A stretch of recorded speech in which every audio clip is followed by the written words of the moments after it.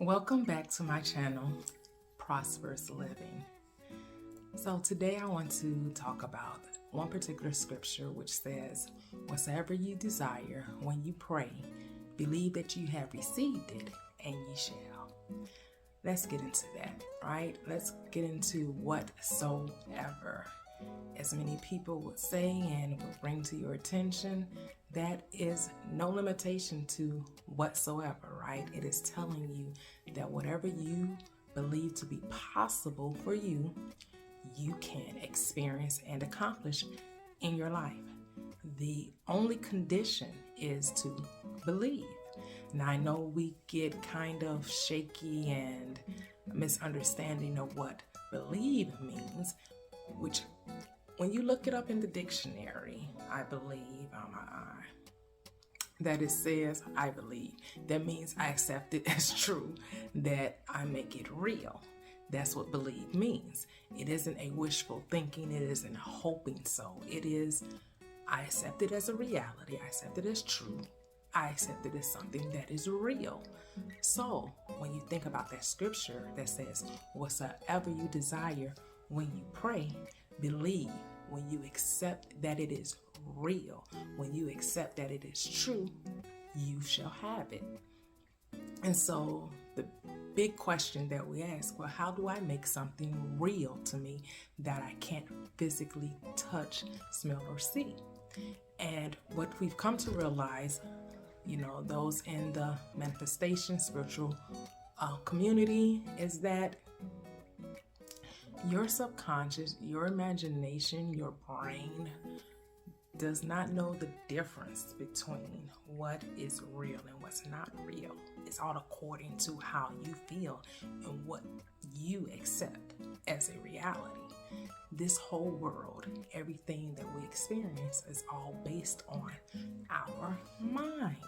And so knowing that truth, knowing that this whole world is imagination, is mental, the work always starts in the mind, which is why I have an affinity for the Bible, because I understand now that it's all psychological truth.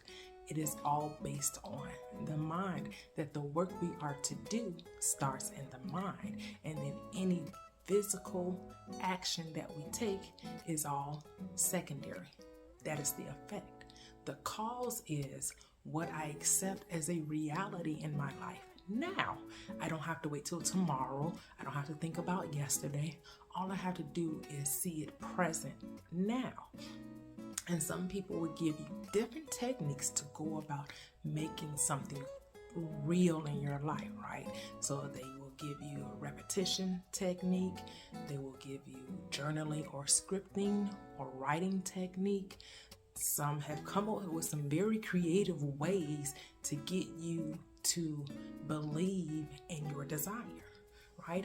And the biggest thing, what you really want to take in, is that a desire is a gift. So it's not anything you need to work for or strive for. It should be effortless. It is because you yourself, within your heart, within your heart, that it is something that you really want. That is something that you can see yourself having. And don't limit yourself to the how, or saying, I don't possess this skill set, or I don't have the money. That is not your work. That you lay that to the side. The how will be figured out by the divine mind within you. And some people will say that's your subconscious. Some people say it's your superconscious. Some people say it's your God conscious, your Christ conscious. We try to name the nameless, which you really can't put a name on all that is the infinite. But because this is how we communicate with one another, we do want to try to give some type of label or give you some idea of what we're trying to communicate to you, so you get an idea on how to apply this great knowledge to your life so that you can have, be, and do whatever you desire. And so, well, let me switch that around, that you can be, do, and have whatever you desire. I know it may seem like the order in which I say those words doesn't have great significance, but it really does, because we put the doing and having before the being. And the being is most important, because you cannot do and have without first being. You have to become the person that you desire to be in order to do and have those things that go along with being that person. And so what I mean by that, let's say you want to be, rich, you want to be multimillionaire, and however that looks to you, right? And so how does a multimillionaire think? How does a multimillionaire think? Well, a multimillionaire is not complaining about gas prices and food prices and wondering, can they afford this or can they afford that, right? They know that they can afford these things. So you desiring to be rich, you within yourself become that person. You have to act as though that you are rich. So when you go and purchase things, you give thanks for having those things, and you give thanks for the things that you also desire that represents wealth. So you give thanks for the great investments that you have, the properties that you may desire, the amount of money that's in your account, whatever wealth looks like to you, that is what you want to give thanks and praise for, the having it now, not some future time and some yonder years, but seeing that you have it currently right now. That is very important. That is the key. That you see yourself as already possessing the thing, So if you choose to script or journal or write or whatever you want to call it, if you choose to do those things, you always want to use it as a present tense. And I am thankful for this beautiful life that I currently have. I am grateful for being a multimillionaire. I am thankful that I am able to have multiple properties and go on vacations whenever I feel like it. We travel 2 to 3 times a year, and that I am very thankful for. You want to speak in the present perfect tense, right? You want to speak presently as already experiencing these things, already having these things.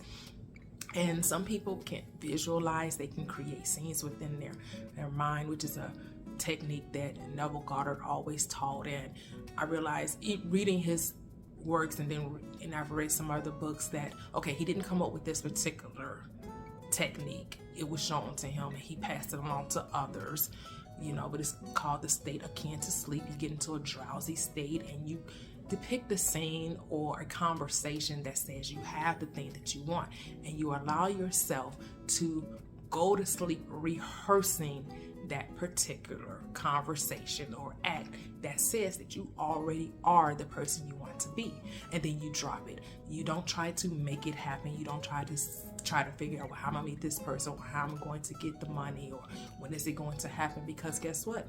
When you created that act within your mind and it felt real and natural to you, it became real. And the only thing that you have to do is allow it to take place in your life. I know that's very difficult and hard to believe, because we do have a lot of teachers telling you that you must do something, and the only doing that is required is believing that it's already done. That's the only doing that we have to do. I know we feel like there should be more, that something isn't just going to come to you, but that's why it's called, in many spiritual communities, the law of attraction. Neville Goddard said the law of assumption. Same thing. Like attracts like. We are electromagnetic beings. We attract to us what we hold in consciousness, right?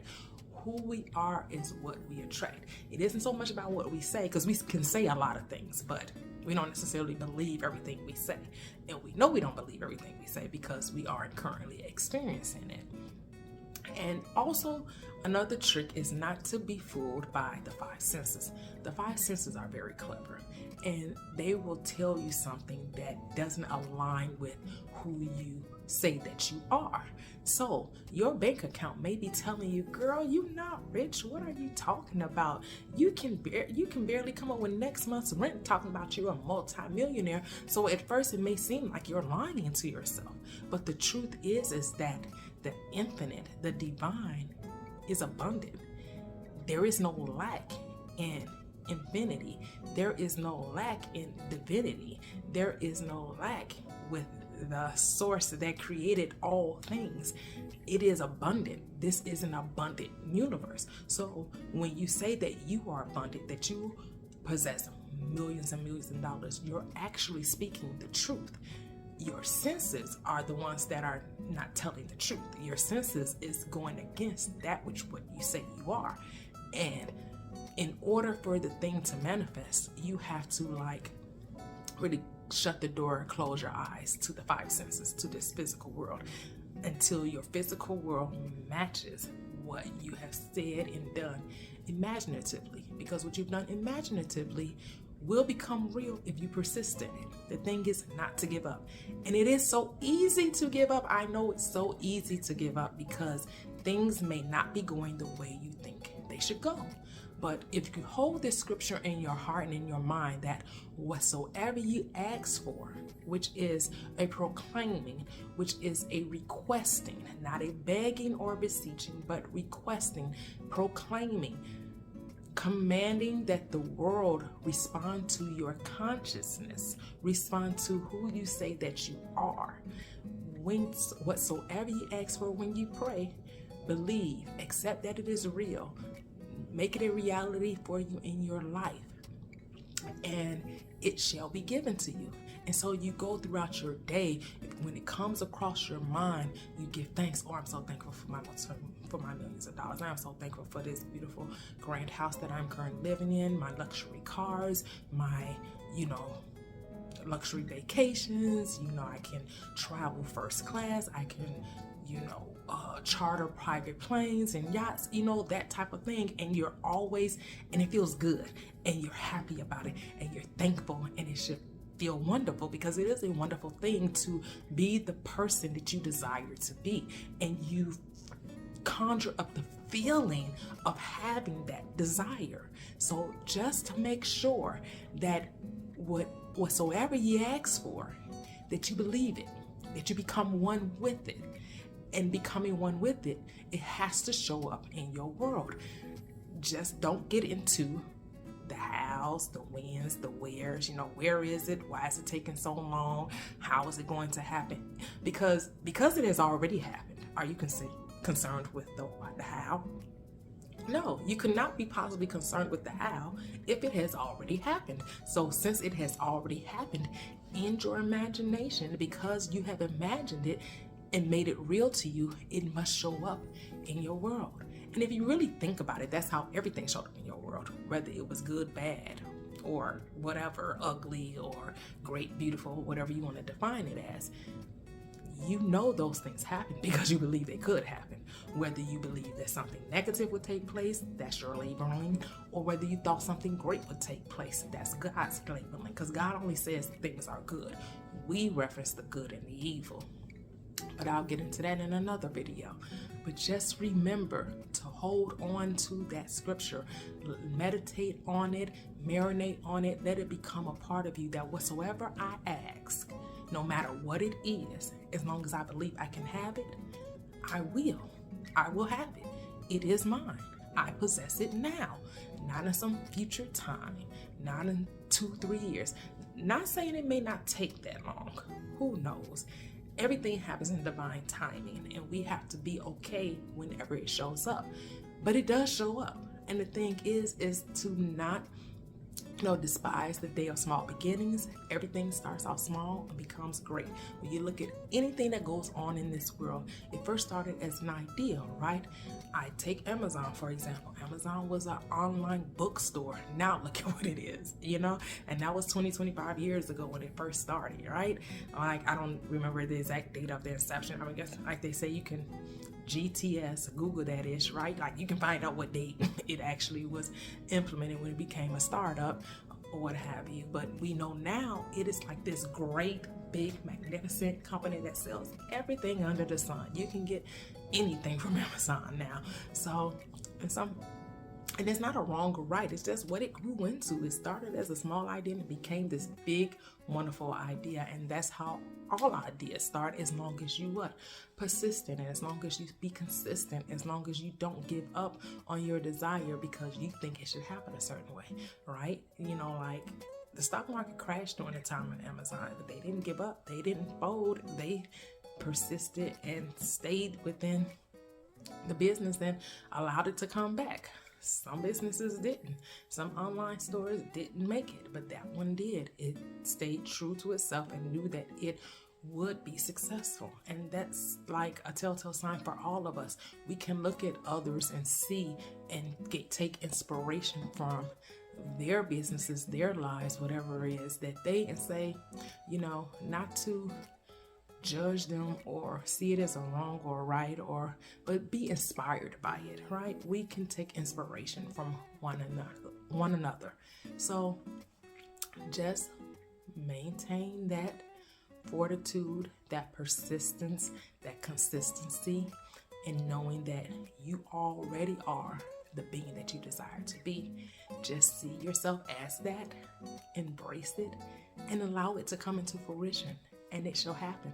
Sometimes it happens instantly, in 2 to 3 days, in 2 to 3 weeks, 2 to 3 months, 2 to 3 years, 5 to 10 years, 20 years. I mean, just enjoy it. Enjoy being that person. No matter what's going on, whenever it appears it may not be going according to plan, remember also this scripture, that all things work together for the good. It always works out for you. It always works out for me. No matter what's going on, no matter what the appearances, don't get caught up in appearances. Walk by faith and not by sight. Walk by faith and in knowing that no matter what it looks like, I am that person. And you will be. You are because you are. I am that I am. So, I'm going to cut the video off, and I thank you guys once again for joining me on my podcast, on my YouTube channel. I'm also on TikTok. I will start being more descriptive in my descriptions and putting links and everything in my bios and all of that good stuff. But, if you like what you heard, please subscribe, share. If you want me to expound on other titles or other scriptures, if I understand it and can expound upon it, I will. If I don't quite understand the underlying teaching of what was being said, then I will let you know. And I have a concordance, I have other source materials that I can use, that I can research that information for you. But we're all here to live the life we all desire to live, and that we should prosper in our way and have the prosperous life that we always wanted, which is why I call this channel Prosperous Living. So with that being said, I will leave you with one of my favorite scriptures, which is, beloved, I pray above all things, or I wish above all things, that you prosper and be in health, even as your soul prospers. Good day, and until next time, make it great.